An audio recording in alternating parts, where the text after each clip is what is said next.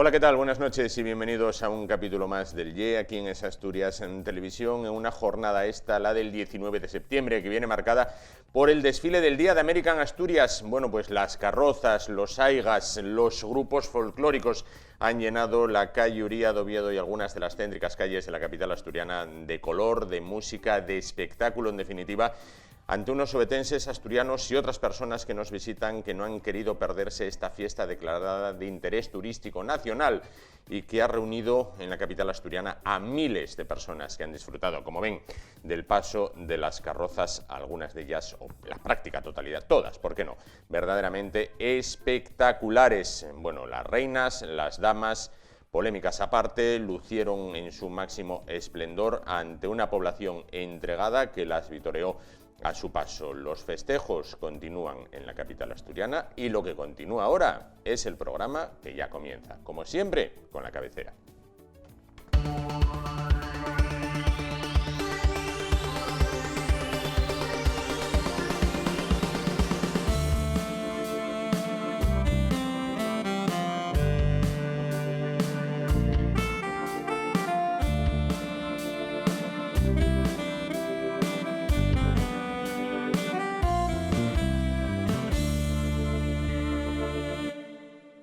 Bueno, pues comenzamos el espacio de esta noche y lo hacemos, bueno, pues recuperando una sección con la que ya contábamos la temporada pasada. Se trata de Espacio Innova, muchos de ustedes la recordarán, se trata del primer acuerdo firmado entre un departamento universitario y un medio audiovisual en toda España. Bueno, pues ¿qué permite este acuerdo? Nuestro siguiente protagonista nos lo recordará, pero en síntesis, bueno, pues se trata de conocer, bueno, pues cómo se forma a los formadores dentro de las áreas que comprende, de las 8 áreas que comprende el Departamento de Ciencias de la Educación de la Universidad de Oviedo. El año pasado veíamos, bueno, pues cosas auténticamente novedosas, cosas auténticamente revolucionarias que sin duda, bueno, pues vamos a continuar viendo este año. Tiempo, por tanto, para Espacio Innova.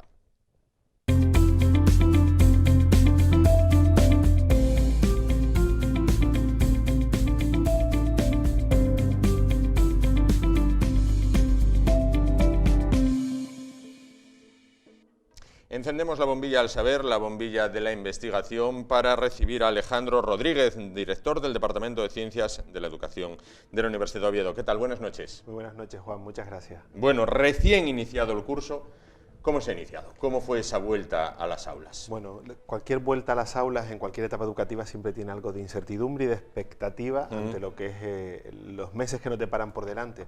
Sí quiero aprovechar este primer momento pues para pedir también disculpas al alumnado, porque hemos empezado no de la manera que hubiéramos deseado. Todos los departamentos de la universidad, en mayor o menor medida, hemos tenido dificultades en algún momento para la contratación del profesorado y algunos grupos se han visto pues ligeramente afectados. Es verdad que confiamos en que a lo largo de lo que queda de estos días, de esta semana, resolvamos estos problemas y las clases ya sigan con normalidad el resto del curso.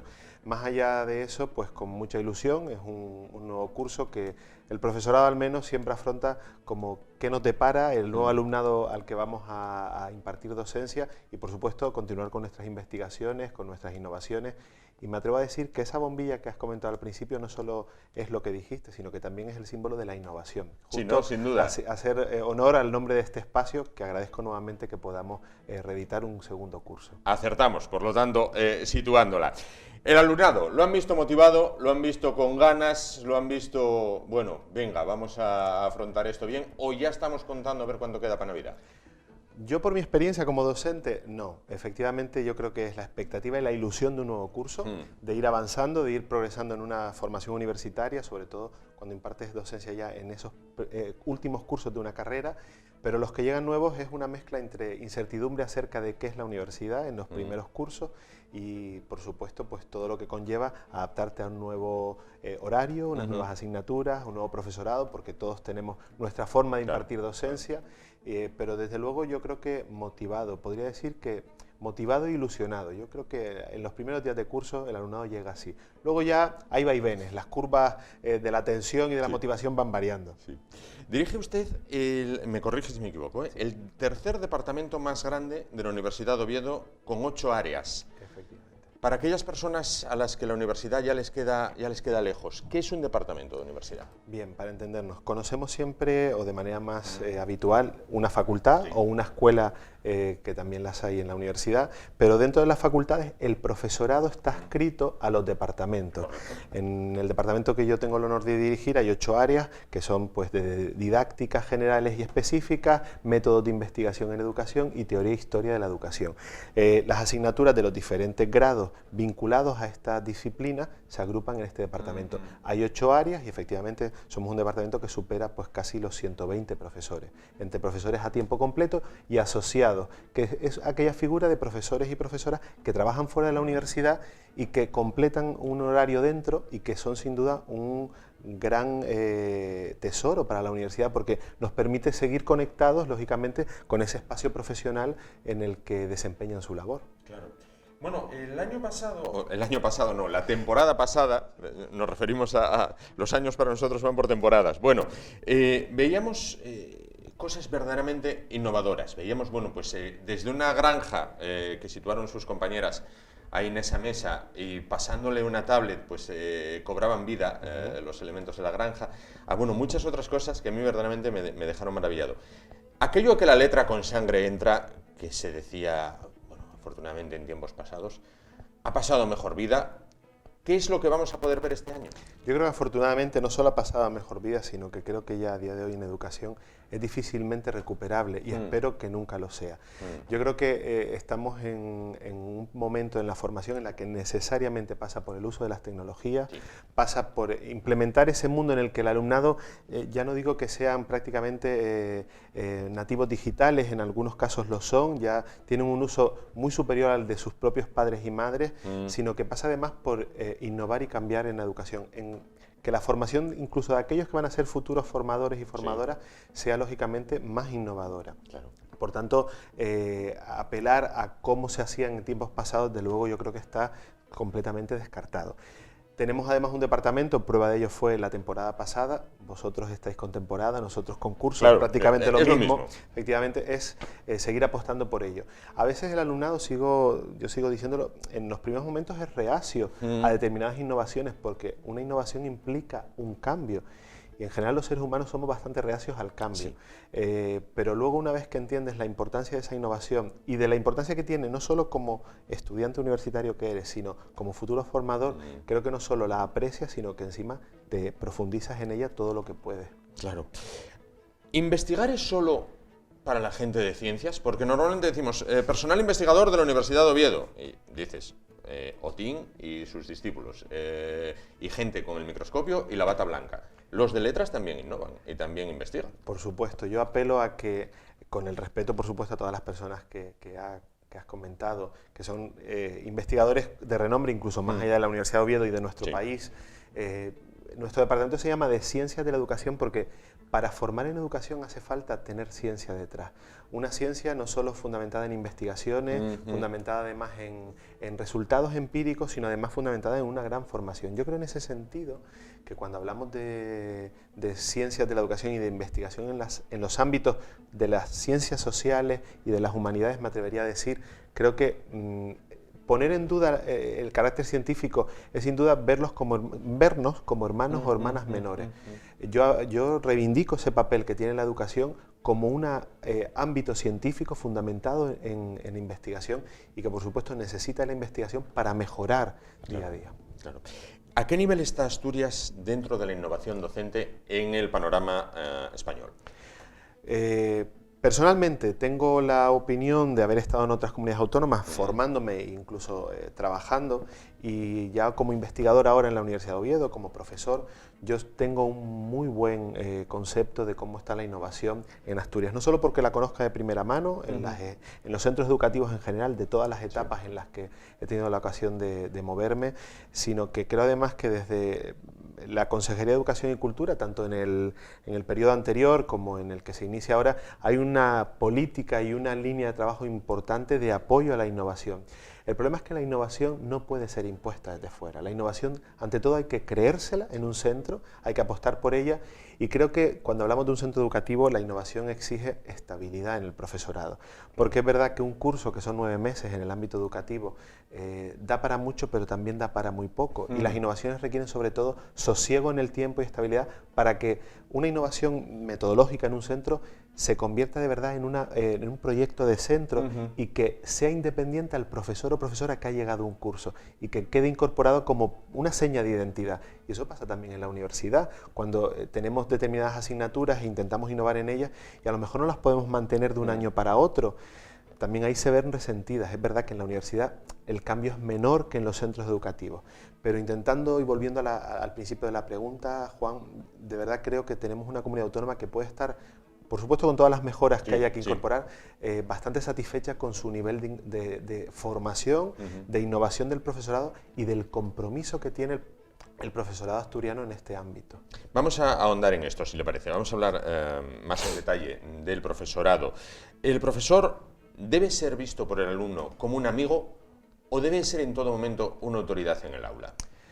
Bueno, yo creo que probablemente decir una cosa o la otra sería un error por mi parte. También es verdad que quedarme en la equidistancia podría ser malinterpretado, pero yo creo que hay que analizarlo desde qué etapa educativa hablamos de profesor. Probablemente en una etapa de infantil de primaria hace falta un componente emocional fundamental por la propia necesidad afectiva que tiene el alumnado. Eso no quita que seamos amigos, en el concepto amigo que todas las personas que nos están escuchando entienden. Tienes que tener cercanía para acompañar, a mí me gusta mucho ese verbo, acompañar al alumnado en su proceso, pero también tienes que tener la autoridad, porque tu figura no es la de un amigo, tu figura es la de un profesor, pero no la autoridad entendida volviendo a lo que hablábamos antes, efectivamente, sino la autoridad de que tienes que imponer normas, tienes que consensuarlas o imponerlas en un determinado momento, tienes que dirigir el proceso y tienes que tomar decisiones que a veces no pueden gustar al alumnado. Cuando vamos pasando a una etapa de secundaria, a una etapa de educación superior, es verdad que casi se invierte y ahí pasamos más autoridad y olvidamos esa parte de amistad. Pero yo creo que lo afectivo sigue siendo muy importante en el mundo educativo. Por tanto, intentando ser claro, y además me gusta en ese sentido intentar responder, yo creo que el profesor tiene que ser una autoridad, pero una autoridad que debe estar muy condicionada por el acompañamiento afectivo que debe tener nuestro alumnado, independientemente de la etapa. Esa dosis de afecto no va a ser la misma en infantil de 3 años que en una universidad, pero yo como profesor sigo intentando emocionar a mi alumnado, sigo intentando además acompañarle en muchos procesos que también siguen pasando en 4, 5, 6 años de carrera universitaria, y creo que el conjunto del profesorado así también lo ve. ¿La familia educa, la escuela, el instituto, la universidad, forman? Son conceptos que a veces se utilizan como sinónimos. Yo no vengo aquí a dar, por supuesto, una lección de las diferencias que puede haber de matices entre educar y formar, pero yo creo que el punto medio es que ambas entidades, ambas instituciones, la escuela y la familia, necesariamente tienen que ir unidas. Es verdad que llega un momento en el proceso formativo de cualquier persona donde la familia comienza a alejarse, probablemente en la secundaria, en la universidad, pero en primaria, por ejemplo, en infantil, es fundamental que haya un estrecho trabajo, una estrecha colaboración entre la institución familiar o lo que son los tutores o tutoras legales que tengan un menor y el sistema educativo. Pero incluso diría que en ocasiones en la educación secundaria eso se hace todavía más necesario, porque la familia entiende que el hijo o hija va creciendo y que tiene que ser más autónomo. La autonomía no va reñida con esa tutela y esa importancia que el alumnado tiene a su familia y que requiere de ella para que le anime, para que le apoye, incluso para que le oriente en determinados momentos. Por tanto, cuando se dice si la familia debe educar, pero la formación es de la escuela, es que yo educo con el ejemplo que doy en clase también. Es que yo creo que eso es fundamental como profesor. Yo además ejercí en otras etapas antes de llegar a la universidad y siempre me lo planteé de la misma manera. Creo que el hacer un corte dicotómico entre familia y escuela creo que no ayuda a ninguna de las dos instituciones. Porque a veces la familia deposita en la escuela cuestiones que es imposible abordar en 6, en 5 horas diarias de clase, pero a veces también la escuela entiende que la familia es quien debe hacer determinadas cuestiones. Yo creo que tenemos que encontrar un punto intermedio. Cuando se habla de educación, aquí en España, bueno, pues no sé por qué, es como cuando te dicen rojo, azul, blanco, negro. Hablamos de educación en España y siempre sale la palabra Finlandia. Es que en Finlandia, claro, es que en Finlandia, en España tenemos un buen sistema educativo, o cambiar cada 4 años, con cada vez que cambia el gobierno, aunque cada tanto cambia, cada menos tiempo, es perjudicial. Yo creo que hay varios elementos en la pregunta que me haces. Por un lado, Finlandia. Finlandia es verdad que es el paradigma del sistema educativo como ideal. Sin embargo, yo invitaría a todas las personas a que Finlandia tiene también sus puntos negros. Sin menospreciar para nada lo quiero hacer, Finlandia tiene elementos que nuestro sistema educativo supera gratamente. La educación infantil, la atención a la diversidad.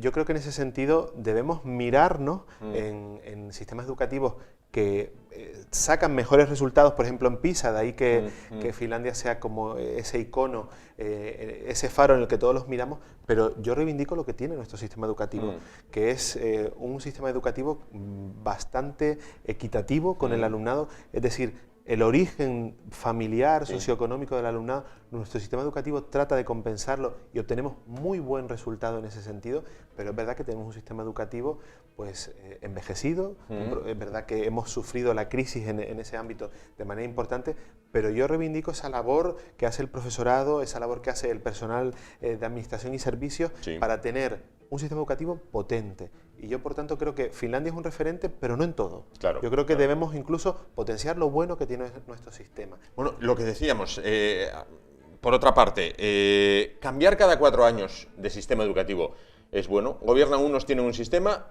pierden las elecciones, vienen otros y, bueno, pues 180 grados de giro. No solamente Finlandia, como bien te comentaba, sino que el cambio político en el que nos hemos visto sometidos al sistema educativo ha sido algo muy perjudicial para el propio sistema, no solamente interno, sino también externo. Las familias no entienden que se cambie constantemente de asignaturas, de sistemas, de libros de texto incluso.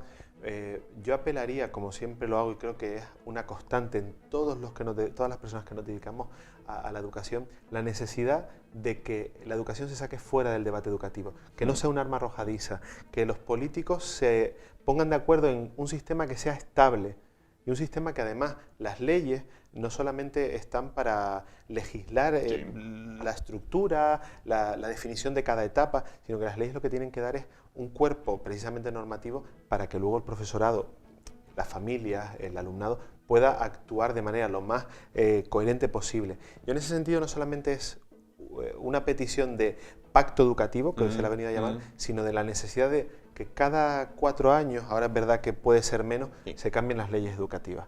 Porque al final utilizamos la educación como un arma no solo arrojadiza, sino ideológica. Cuando creo que son más los puntos que nos unen entre diferentes visiones de la educación que los que nos separan. Yo creo que ese es el matiz. Y cuando los políticos diseñan las sucesivas leyes o proyectos educativos, ¿escuchan a los profesores, a los profesionales, o siquiera les preguntan? Yo he podido participar como profesor de a pie en lo que han sido los cambios de leyes, puesto que el Ministerio de Educación ha puesto a disposición de cualquier miembro de la comunidad educativa pues un espacio virtual para hacer sugerencias. Luego de ahí sale siempre un documento de mínimos que luego se traduce en una ley. Sin embargo, la percepción que tiene el sistema educativo y la comunidad, y en este caso el profesorado, es que las leyes se hacen sin conocer la realidad que tiene el profesorado en las aulas, sin conocer la realidad que vive el alumnado en los centros educativos de este país. Y eso es un drama porque parece que las leyes están hechas desde el Parlamento a nivel nacional para imponer y no salen justo en un nivel invertido, desde la base hacia la legislación. Es difícil llegar a que todo el profesorado, todas las familias participen, pero sí que creo que esa ley educativa, que lógicamente va asociada a un pacto, necesariamente debe salir al menos del consenso de nuestros representantes legales a través de los sindicatos, de entidades, fundaciones, asociaciones que agrupan al profesorado de muy diversas maneras, por especialidad, por cuerpo. Y por supuesto, yo creo que también la universidad, y ahí reivindico el papel de la universidad, que formamos a futuro profesorado, tiene un papel fundamental que decir. No solamente sobre las nuevas leyes, sino también sobre cómo se incorpora el profesorado al sistema educativo. Yo creo que son muchos los aspectos que en nuestro país se han obviado en las últimas décadas y que debemos retomarlos, porque ahí sí vamos a perder un tren fundamental si queremos parecernos en ciertas cosas a Finlandia. Y por supuesto, todo ello redundará en ese reconocimiento social del profesorado que constantemente se apela a que la sociedad no nos reconoce. Yo siempre digo que hay como una especie de reconocimiento invertido.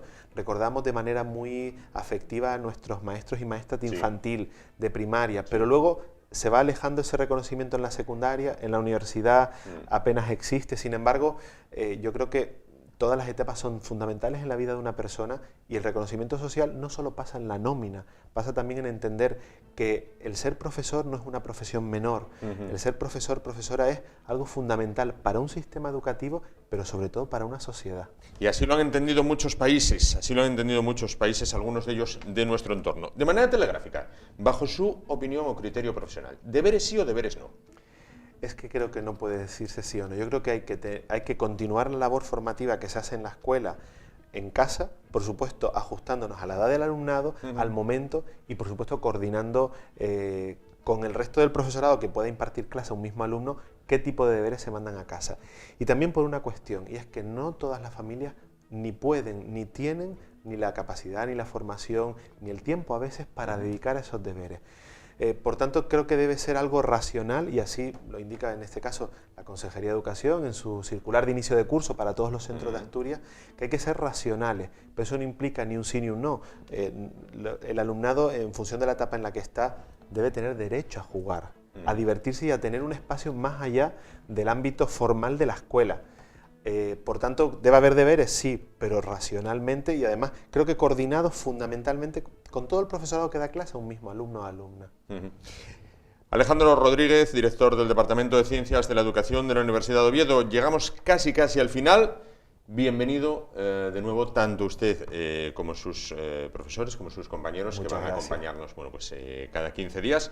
Vamos a ver cosas al menos como las que vimos la temporada pasada, ¿no? Yo creo que en la misma línea y probablemente en otras líneas, de profesorado de otras áreas, de otras líneas de investigación que creo que van a mostrar de una manera muy cercana lo mucho y bueno que se hace en el Departamento de Ciencias de la Educación y en general en la Universidad de Oviedo en el ámbito educativo, y quiero agradecer de nuevo la oportunidad que nos da esa Asturias Televisión precisamente para poder tener este espacio completamente innovador, Espacio Innova. Esta es su casa, ya lo saben. Gracias por estar con nosotros.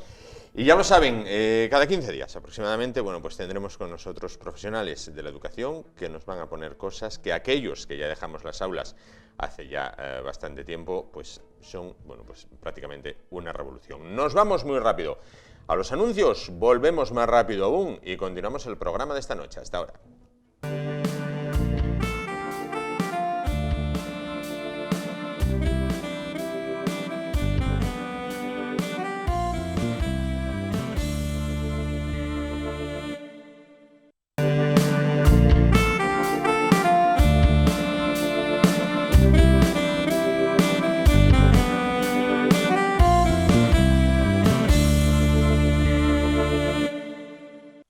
Pues dentro de estos días que estamos manteniendo, repasando o informándoles de los programas que van a estar con nosotros durante la temporada que ya recién comienza, pues es el momento para hablar de un programa en el que los protagonistas,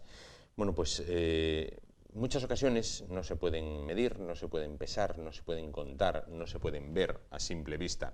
Vamos a hablar a continuación del programa La Última Puerta. Un programa que emitimos la noche de los viernes, al filo de las 11 de la noche. Un programa que trata de lo desconocido, de lo sobrenatural. Y para aquellos a los cuales somos susceptibles al tema, un programa en el que se puede llegar a pasar incluso miedo. Para hablar de este programa se encuentran esta noche con nosotros parte del equipo que lo compone, su directora y presentadora, la medium Marian Coya. ¿Qué tal? Buenas noches, Marian. Hola, buenas noches, Juan. Y dos de sus investigadores, Alonso. ¿Qué tal? Buenas noches. Hola, buenas noches, Juan. Y David Reina, también investigador. ¿Qué tal? Buenas noches. Pues vamos a hablar desde este momento, durante unos minutos con ellos, de las novedades que presenta este año La Última Puerta, un programa en el cual les damos un pequeño adelanto con el nuevo tráiler.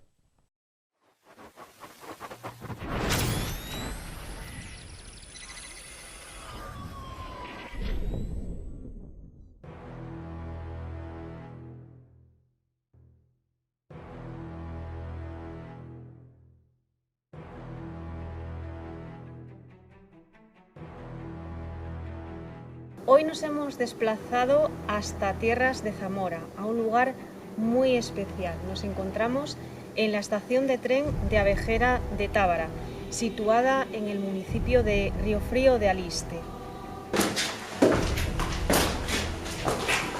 Está ahí, se llega bien caminando. Ahí está, mira. Eso es. ¡Ostras! Perro. ¿Quién dice la verdad? ¿Quién? Lo acabo de cuidar.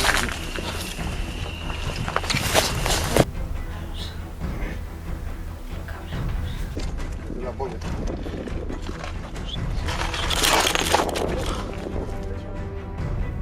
Pedimos permiso a los moradores de este lugar para entrar.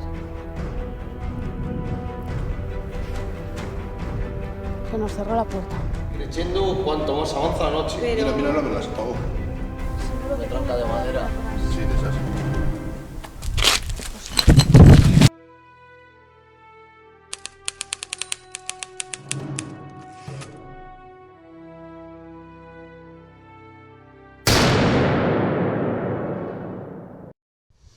Bueno, ahí lo tienen. Yo particularmente ya tuve bastante. Ya con eso, viendo el adelanto, ya veo. Bueno, Marián, Alonso, David, ¿qué nos vamos a encontrar esta nueva temporada en La Última Puerta? Bueno, pues experiencias con mucha tensión, momentos, bueno, yo digo tensión, siendo objetivos miedo, esa es la idea.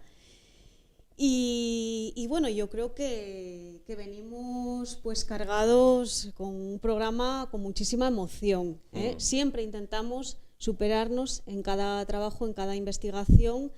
Y bueno, esa es la idea, que la gente pase tensión, pase miedo, pero también transmitir siempre ese mensaje de que el mundo espiritual, pues bueno, es algo que está ahí, que está muy cerca, ¿no? Que en cierto modo convivimos con ello, forma parte de la propia existencia humana. Claro.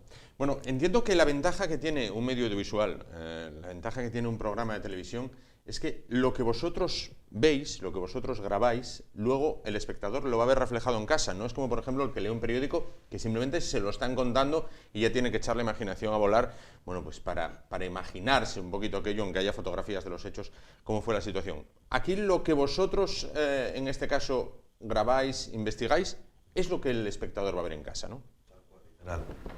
La única diferencia es que nosotros lo percibimos incluso en la oscuridad y ellos tranquilamente con el sofá de su casa. Pero es tal cual lo pueden ver, es como lo tenemos allí.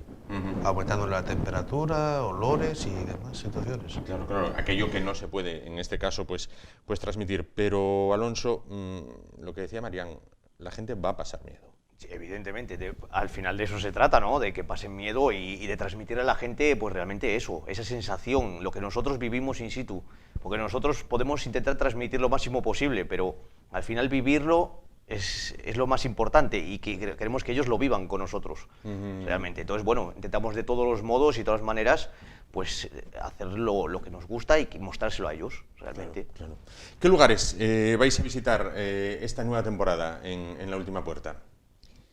Bueno, nos movemos sobre todo por Asturias, pero también es verdad que, bueno, nuestra intención, de hecho, alguno de los programas vamos a hacerlos fuera también de Asturias, porque a veces también nos vemos un poco ya en la situación de que Asturias se nos queda un poco pequeñito. Claro. Y existen muchos otros lugares situados por la geografía española que la verdad tienen muchísima historia y merecen ser investigados. Y luego también últimamente estamos recibiendo bastantes llamadas de domicilios particulares. Cada vez más es algo que nos sorprende y que nos llama la atención, sobre todo porque, bueno, cuando hablamos de aspectos paranormales, siempre, pues bueno, yo creo que la imagen mental que se nos viene es el típico sitio abandonado, lúgubre, y realmente no es así. Hay muchas personas que sufren fenómenos paranormales en sus casas, pero que a veces, bueno, pues por una cuestión de miedo a comentarlo, no lo dicen y, bueno, se ponen en contacto con nosotros y nosotros vamos a investigarlo como si de un edificio histórico se tratase, lo mismo. Claro. El procedimiento es muy parecido. Muy similar, ¿no? Sí. Este que veíamos en el tráiler, ¿qué lugar es? Eso es en Zamora, un viaje que, bueno, aprovechando un descanso, ¿verdad, chicos? Sí, la verdad. Aprovechando un descanso fuisteis a trabajar. Pues sí, aunque suene redundante, pues es así. Aprovechando lo que para nosotros son nuestras vacaciones, pues aprovechamos y fuimos a grabar a, pues es el sitio que va a ser nuestro primer programa, que fue en Zamora, y es un sitio, para los espectadores va a ser espeluznante. ¿Qué edificación es? Es una estación de tren que bueno, fue inaugurada... No podemos decir muchas, Vale, muchas vale. Solo te pistas, puedo decir que fue inaugurada en el año 52. Pero como yo dije cuando llegué allí que fue el último, es como si quedara parada en el tiempo. Claro. Está tal cual parada en el tiempo. Tal cual. Y el sitio lo que te produce es una calma tensa. Sí. O sea, solo la sensación de estar allí te notas observado. Sí. O sea, es mucho miedo, mucha oscuridad, mucha soledad y mucho miedo. Claro, tiene que ser tremendo, sin duda. Bueno, ¿cómo vamos a ver, explicarme un poquito. Vais a grabar, pero no vais a grabar, quiero decir, ni con un móvil, ni con una cámara Handycam, no. Tenéis un equipo especialmente diseñado para este tipo de grabaciones. ¿Cómo detectáis, cuándo notáis, cuándo percibís que en un lugar, bueno, pues hay algo? Y de paso me vais a definir ese algo. A ver, evidentemente Marián lo percibe mucho antes que nosotros, lógicamente. Claro. Nosotros lo percibimos mediante la maquinaria. Y bueno, mediante eso disponemos pues, de varias cámaras de visión nocturna, disponemos de detectores de campos electromagnéticos, sensores de movimiento, y bueno, mucha maquinaria que es específica solo para que son máquinas cazafantasmas, al fin y al cabo. Claro. ¿Y en qué momento, Marián? Tú, bueno, pues estás en esta estación, o en un palacio en ruinas, o en lo que fue un antiguo sanatorio. ¿En qué momento tú notas que dices, bueno, aquí hay algo va a pasar? A ver, por hacerte el símil, es como aquella persona que le gusta el deporte y dice, cuidado porque esta jugada lleva peligro. ¿Cuándo tú notas que...? A ver, digamos que yo creo que la parte positiva del equipo es que cada uno cumple una función muy definida, ¿no? Por ejemplo, pues tanto Alonso como David se encargan precisamente de manejar toda esa parte técnica, esa maquinaria, ¿no?, paranormal, y yo soy un poco como la antena. O sea, yo soy la persona que pues llega al sitio, hace un recorrido por el lugar y va un poco pues marcando aquellas zonas o aquellos puntos calientes donde pueden ser de máxima actividad. Lo de detectar es algo, a ver, es que es algo totalmente espontáneo, es decir, es algo que yo no manejo.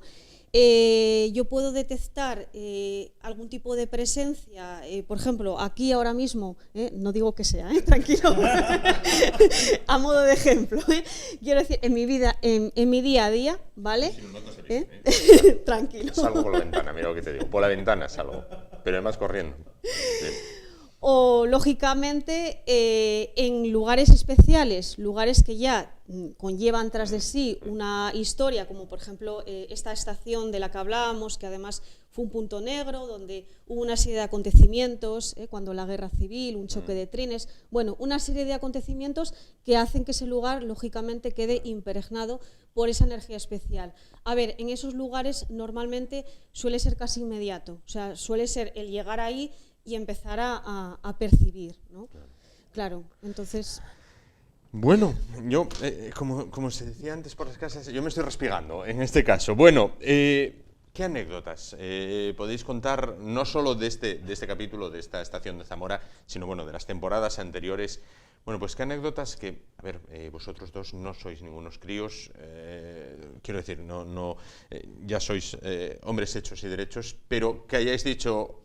bueno, Marián es la antena, Marián lo detecta, pero vosotros como personas más cercanas a lo que pueda ver el espectador, ¿hubo algún momento que decís, Dios mío, qué bien estaba yo en casa, tomando algo por ahí? Sí, muchos. Por ejemplo, una que se emitió esta temporada pasada, en Pumarabule, pues yo vi cruzar algo, una pared. Entonces, ¿sabes que hay una pared? Sí. Y como una sombra cruzando una pared. Bueno, puedes decir, todos los que estaban allí, cuando volví corriendo, literal corriendo para donde estaban ellos. Estaba yo con María, digo, Yo doy fe de ello, que a mí me dejó solo. Se echó a correr y me dejó solo. Literalmente. Cosa que no se debe hacer nunca en un lugar abandonado, que es echar a correr, porque claro, estamos hablando de lugares que a veces están en malas condiciones y te puedes hacer daño. Pero bueno, en ese momento le pudo el miedo y dijo... No llegar a pisar el suelo. Pies para que quiero. Claro. Alonso, tú. Yo, a ver, es que sí he tenido momentos de tensión, pero ellos dicen que a veces, que mis compañeros dicen que no siento ni padezco. No es eso tampoco, pero bueno, a veces puedo ser un poco más temerario que los demás, pero sí he pasado, yo recuerdo, mi compañero David y yo, por ejemplo, en Toen, estábamos entrando en un edificio, estábamos dando una noche de tormenta, estábamos entrando de noche los dos primeros y nos encontramos una cabeza de una muñeca clavada en un palo. Y en ese momento, bueno, pues el corazón se te pone a 200, porque giras la linterna y te encuentras una cabeza de algo que no sabes lo que es en ese momento, hasta que realmente aprecias que es una muñeca, claro. En ese momento el corazón se te pone a 200. Sí. Y bueno, pero yo creo que eso es el tema de la cuestión. El tema del programa, sin duda. Y Marian, habrá gente, bueno, yo me lo pregunto, y habrá gente también que dice, ¿y ellos duermen bien? Es decir, acabáis en un programa, en un cementerio, por ejemplo, pim pam, bueno, en un cementerio abandonado, estuvisteis grabando, visteis lo que visteis, algo que atraviesa una pared, bueno, algo de esto, bueno, bien, acabáis de grabar, bueno, recogemos para el coche, vamos para casa. ¿Llegáis y dormís bien? Muchísimo, porque llegamos troncos. Agotados. Y te puedo decir que dormimos a lo mejor el día siguiente, pues a lo mejor aproximadamente hasta 12 horas, porque estás agotadísimo. Esos sitios te consumen energéticamente y estás destrozado. Lo que quieres es, justo cuando terminas, si pudiese coger una cama en el momento y echarte a la cama, yo creo que hasta dormíamos allí, tal cual, madre mía. Y nunca, bueno, pues hay sueño recurrente que dices, Dios mío, lo que vi allí. Sí, en mi caso sí. En mi caso sí, porque claro, yo lo vivo de otra manera, ¿no? Claro. Yo lo vivo de una forma mucho más cercana. Yo de alguna manera a veces entro en contacto casi directo con ellos, es como si estuviese metida en el plano de ellos. Y a veces pues lo que se ve, lo que se percibe pues no es bonito, no es agradable, claro. El mundo espiritual es muy complejo. Y a veces pues bueno, se ven situaciones que psicológicamente, aunque lleves mucho tiempo, te afectan. Entonces, por ejemplo, lo de los sueños o determinadas imágenes que a veces cuesta mucho borrar de la mente, porque, bueno, pues lo que tú dices son recurrentes y las tienes ahí y es complicado. Claro. Sí. Claro. Bueno, para aquellos que no sabemos mucho del tema, parece que cuando hablamos de estos asuntos pensamos que Galicia quizás sea lo máximo, ¿no? En cuanto a presencias, bueno, entes y demás. ¿Es así? ¿O, por ejemplo, aquí en Asturias también vamos bien servidos? Bueno, aquí tenemos un gallego. Sí. A ver, yo como buen gallego que soy, a ver las ailas, pero ailas en todos sitios. Sí, ¿no? Sí, a ver, Galicia no es algo aparte, o sea, en toda España lo hay. Nosotros lo constatamos que salimos fuera de... Hemos estado en Galicia, en Asturias, en Zamora, en León, y podemos decir que los hay en todos sitios. No es algo específico solo de Galicia. Claro. No, bueno, así para los profanos en la materia, bueno, pues parece que tiene ese... Hay muy buenos sitios, ¿no? de todas, pero hay muchos sitios por España adelante que son increíbles y que tenemos ganas de poder ir a visitar. Claro. Bueno, ¿qué más me podéis contar que pueda enganchar a la gente, bueno, pues para esta temporada? Aunque me consta, y lo hablábamos antes cuando nos estaban esta noche colocando los micros, que el público es fiel. El público que sigue el programa es un público fiel. El que sigue este tipo de programas, y este en particular, el de La Última Puerta, recuerdo, los viernes a partir de las 11 de la noche, bueno, pues es un público fiel que quizás sea difícil de sorprender. ¿Cómo sorprenderles temporada tras temporada? Bueno, la verdad es que cada sitio que investigamos siempre es diferente. Yo creo que la gran clave nuestra a la hora de hacer el trabajo es la naturalidad con la que vamos, el ser nosotros mismos. Es decir, nosotros cuando vamos a hacer una investigación lo estamos viviendo con muchísima intensidad, es decir, realmente estamos haciendo algo que nos gusta, algo que nos apasiona.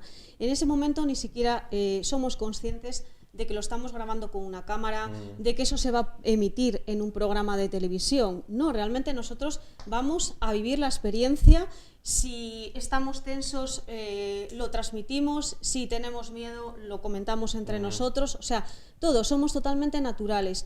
Y yo creo que esa es la gran clave, porque de esa manera como que logramos transmitir no solamente lo que el espectador está viendo a nivel de fenómenos, sino también las sensaciones. Las sensaciones yo creo que son muy importantes y muy difíciles de poder transmitir a la gente. Y yo creo que realmente eso pues lo conseguimos bien con esa naturalidad, claro, ¿no? claro. Luego, otra cosa que se pregunta mucha gente, yo el primero, es, por ejemplo, cuando vais a un lugar, bueno, donde sospecháis que puede haber, bueno, pues, material para grabar, cuando detectáis que hay, bueno, pues, esa presencia es siempre matemáticamente dañina, es mala. Quizás esto estamos influidos por el cine, ¿no? De, bueno, pues voy a ver una película de miedo, bueno, pues siempre todos los espíritus son malos, bueno, tratan de hacer daño. ¿Siempre esa presencia es mala? Quizás todo lo contrario, es la minoría. La minoría nos encontramos, tuvimos en la iglesia de perdón, en la Consolación, que nos hablaron unos militares y una conversación normal y corriente, nos dijeron sus nombres, que eran soldados y demás. En ningún momento, para nada, todo lo contrario, miedo. ¿Os hablaron unos militares? Sí. Por la caja de voces, por uno del ASB-11, fue una conversación que tuvimos con ellos. Que se identificaron. No presentes. No presentes, no. Bueno, presentes estaban, incorpóreos, pero presentes. Vamos. Sí, era un lugar donde, bueno, pues de hecho había una fosa común allí, en teoría sacaron todos los cuerpos y los habían trasladado, pero bueno, fue un lugar de fusilamientos durante la Guerra Civil y la verdad es que, bueno, nosotros estábamos atónitos porque incluso algunos de ellos se identificaron con nombres y apellidos. Y la verdad no eran entidades hostiles, para nada. Más bien, bueno, pues ellos estaban allí por su circunstancia de muerte, quedaron apegados a ese lugar, que suele ser bastante habitual, pero realmente no se les percibía mal o que necesitasen ayuda. Luego sí es verdad que hay otros lugares donde a lo mejor, pues a veces nos topamos con entidades negativas. Sí. En muchas ocasiones porque hay gente que a lo mejor va a hacer algún tipo de rituales o abrir portales, por ejemplo lo que hablábamos antes del hospital psiquiátrico de Toen es un ejemplo, y claro, con eso ya hay que tener un poquito más de cuidado, claro. Pero bueno, son los menos, los sitios donde topamos con entidades malignas son aisladas prácticamente. No es lo más común, bueno, gracias a Dios. Bueno, doble función, la de Marián en esta casa, 2 programas, por una parte La Última Puerta, como digo, los viernes a partir de las 11 de la noche, y luego todos los días, de lunes a viernes, de 3:30 a 4:30, el tarot. Marián, ¿qué tiene el tarot que en esta era o en estos años en los que estamos con las redes sociales, las nuevas tecnologías, todo, bueno, pues parece que todo está interconectado y sin embargo, bueno, pues la gente sigue queriendo saber, bueno, pues no sé, me imagino unos de salud, otros de dinero, otros de amor?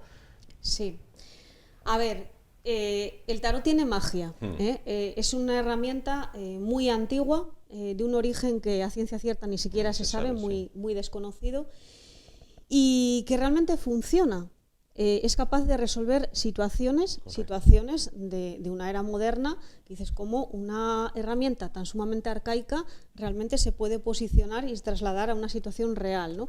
Bueno, pues realmente eso es lo que tiene el tarot, es una herramienta que engancha porque da respuestas a situaciones y ayuda a la gente, bien utilizado por supuesto, tiene que ser siempre, bueno, pues utilizándolo de una forma correcta, pero marca un poquito el camino ante esas situaciones que tenemos en el destino, decisiones que hay que tomar en la vida, situaciones cotidianas, una herramienta de ayuda. Yo lo veo así, como una ayuda. Claro. Marián, a lo largo de todos estos años, con la experiencia amplia que tienes en el tema de la tirada de las cartas, ¿tú has llegado a algún momento en el que viste algo que dices, esto no se lo puedo decir a la persona que tal? ¿O todo cuanto ves tienes que decirlo? A ver, yo la forma que tengo de trabajar es ser totalmente sincera. A veces yo creo que me excedo de directa a la hora de hacer el trabajo, pero lógicamente tiene que ser así. Porque realmente si una persona le dices lo que quiere escuchar, no la vas a ayudar. Todo se ha dicho que la mayoría de la gente que viene habitualmente a una consulta de tarot realmente quieren escuchar aquello que tienen en mente. Mi forma de trabajar no es esa, porque si no, pues lógicamente de poco le va a servir, ¿no? Pero bueno, sí en una ocasión, sí recuerdo un caso, bueno, pues de un señor que tenía una enfermedad y me salía una situación de muerte, y pese a esa forma que yo tengo de ser muy directa y contundente, no fui capaz de decírselo. más que nada por miedo a no condicionarlo. ¿Cómo le dices algo así a una persona, no? Claro, no, sin duda. Son situaciones, bueno, complicadas. Claro. Pues chicos, equipo de La Última Puerta, solo me queda que invitéis, bueno, pues a la gente que nos está viendo a que vean esta nueva temporada del programa, porque yo creo que va a merecer la pena. Yo creo que va a merecer la pena. Son ya años de experiencia, años de buen hacer, tanto delante como detrás de las cámaras, y adelante, invitar para tener ese público. Pues bueno, que nos acompañen, vienen muchas novedades, muchos cambios, y bueno, que nos sigan, porque miedo van a pasar asegurado. Claro. David. Pues sí, pues lo que dice mi compañero sería repetirnos, ¿no? Va a ser impresionante esta temporada, ya lo que tenemos hay novedades bastante importantes, y tenemos algún susto, y que se lo vean este viernes. Claro. Marian, cierras tú. Bueno, pues yo creo que siempre en cada investigación siempre decimos, ¡guau!, más que esto ya no podemos conseguir. Y luego, pues curiosamente, no sé si es que también tenemos afinidad con el otro lado o suerte, pero siempre nos superamos. Entonces, efectivamente, va a haber muchos cambios, solamente ya lo que es la estructura del programa, que estoy segura de que les va a gustar mucho. Y aparte de eso, sorpresas, sustos, y van a ver también algo que por primera vez nunca han visto. Vamos a dejarlo así. Bueno, pues lo veremos, sin duda. Lo veremos. Prometo verlo. Todas las temporadas a Marian le digo lo mismo, lo voy a ver, y luego cuando llega la hora digo, bueno, igual no, igual tenía que hacer otra cosa. Soy muy médica para estas cosas, soy muy médica. ¿Sabes que yo la invitación la dejo ahí, sí, de que nos acompañes un día? A lo mejor así pierdes el miedo, ¿eh? Yo creo que yo te agradezco la invitación, pero yo creo que antes casi me apunto al tercio. Mira lo que te digo. No, en este caso no, porque yo para eso soy muy... No sé, soy muy médica para esto. Ya lo saben, los viernes a partir de las 11 de la noche tiene una cita con el misterio, tiene una cita con el miedo, tiene una cita con Marian y su equipo de investigadores, su equipo técnico y humano. Gracias a los tres por estar con nosotros. Nos vemos los viernes a las 11 de la noche en La Última Puerta. Nosotros nos vamos a la publicidad y volvemos dentro de un momento. Hasta ahora.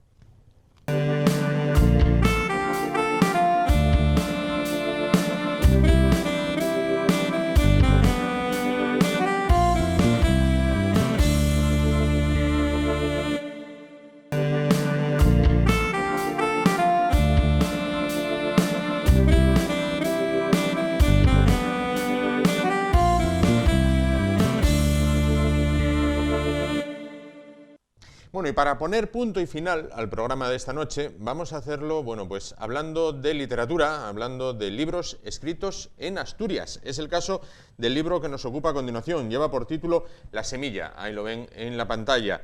Y es el primer libro de Teresa Fernández Barbón Fernández, bueno, una escritora asturiana de grado, bueno, para más señas, que afronta, bueno, pues una nueva etapa literaria después de recibir a lo largo de su carrera, bueno, pues distintos premios con otras categorías literarias.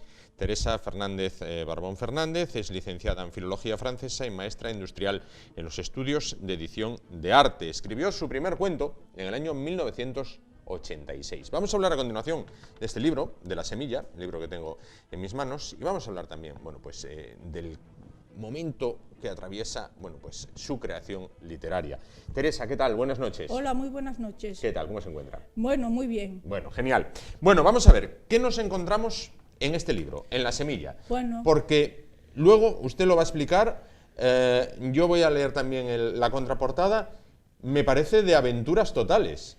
Bueno, aventura no me atrevería a decirlo. Es la historia de un chico que es impulsivo, que se adapta mal a su medio, no es un inadaptado completo, pero que no se adapta a lo que quiere su padre, que quiere que viva totalmente del campo, y este chico pues le gusta cazar, estar por el bosque, y esto le acarrea una serie de problemas pues con el duque, porque por lo visto, claro, según uno de los guías se metió en los territorios del duque y cazó allí un animal.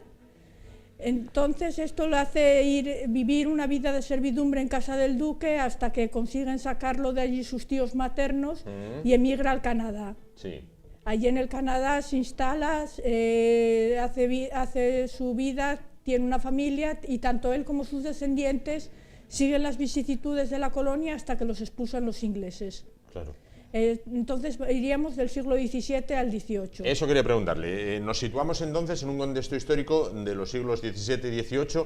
Bueno, en esas guerras coloniales entre ingleses y franceses por la posesión del Canadá, ¿no? Me imagino. Sí, las famosas guerras coloniales que, bueno, pues empezaron también por conseguir lo que es el Quebec y terminaron con la expulsión de los acadianos. Yo cuando pensé en esta novela fue basándome en un relato que nos hicieron los profesores de la facultad. Bueno, no un relato, nos hablaron de los acadianos, estudiamos lo que es la literatura del Quebec, la ideología de la conservación, que consiste en mantener la lengua francesa frente al invasor inglés, mantener la religión católica frente a los anglicanos invasores, y entonces, a propósito de eso, salió la historia de un grupo de acadianos que atravesó Estados Unidos por los Apalaches hasta llegar al Quebec. Entonces, a mí, cuando me contaron eso, pues la verdad que, bueno, no puedo decir que me turbó, pero sí que me impresionó.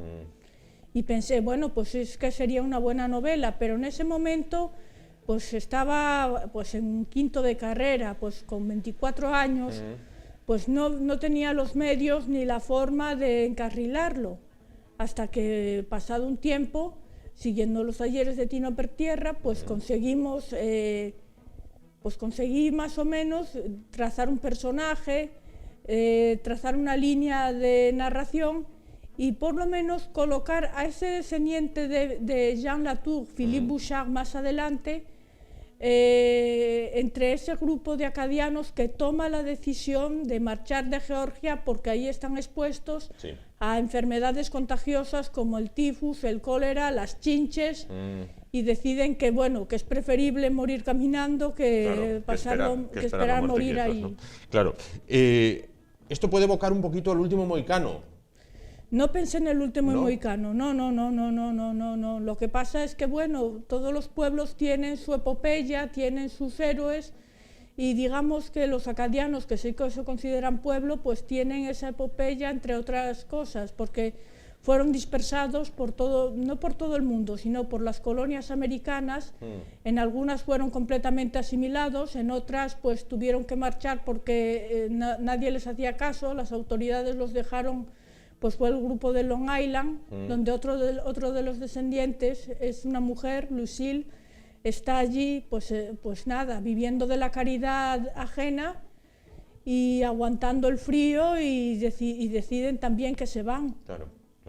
Bueno, ¿qué fue lo que más dificultad le supuso a la hora de afrontar esta novela?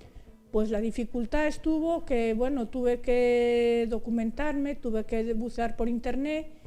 Y la dificultad estuvo en no dejarme marear por la información, porque claro, nos hablaron de los acadianos, pero no nos dijeron dónde estaban, ni qué vida tenían, ni cómo usaban el francés, ni se desarrollaban. Entonces yo encontré mucho sobre cómo tenían la vida montada, que eran agricultores, pero en un principio fueron cazadores y tramperos, como en un primer momento es nuestro protagonista, Philippe Jean, por decirte de alguna manera. Jean Latour, ¿no? Sí. Jean Latour, que luego asume el nombre de la familia materna. Entonces, en un principio son tramperos, luego son agricultores, pero también al mismo tiempo son marineros, o sea, son buenos navegantes, son pescadores de bajura. Y con la pesca, pues digamos que completan el patrimonio familiar.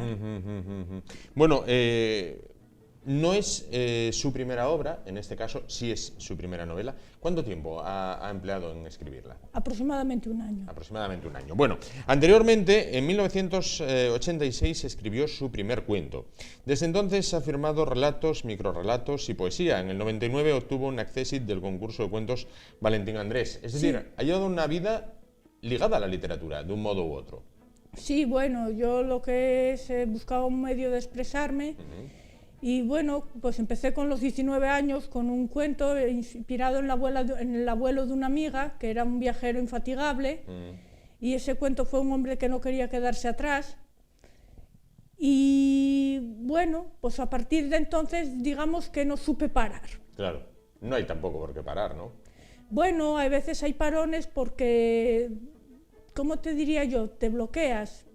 Claro. Entonces hay que dejar en reposo para ver qué nuevas ideas surgen y cómo sale. Claro.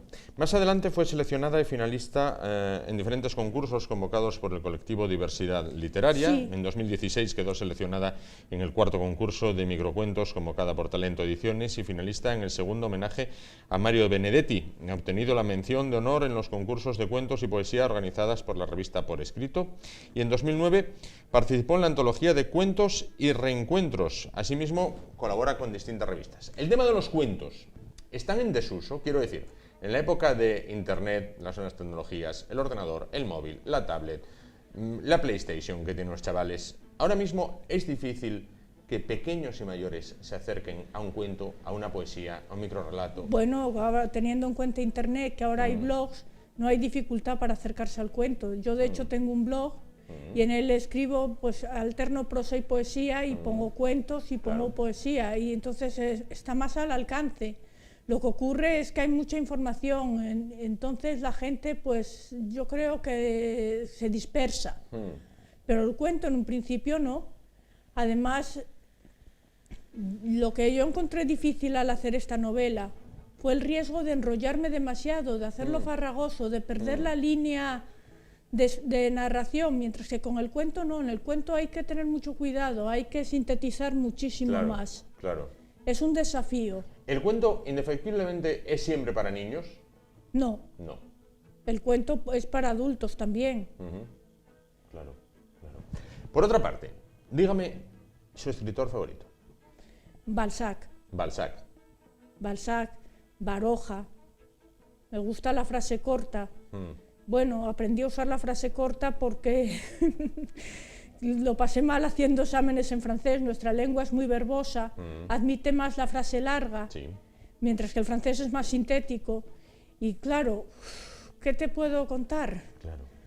Pues lo tengo pasado mal porque al pensar en español luego hay que traducirlo, claro. Hay que pasarlo al francés y el francés no te lo admite. Claro, claro. Entonces eso obligó a usar frase corta y me quedé con esa costumbre. Sí.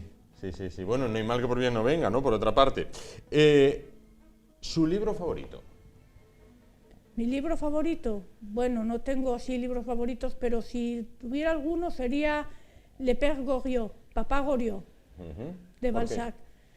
Bueno, porque es la historia de un padre que se ve abandonado por sus hijos. Es un tema así muy universal, ¿no? Y es el comportamiento de la naturaleza humana frente a una persona que pasa de tener un poderío económico a una situación de debilidad. Claro.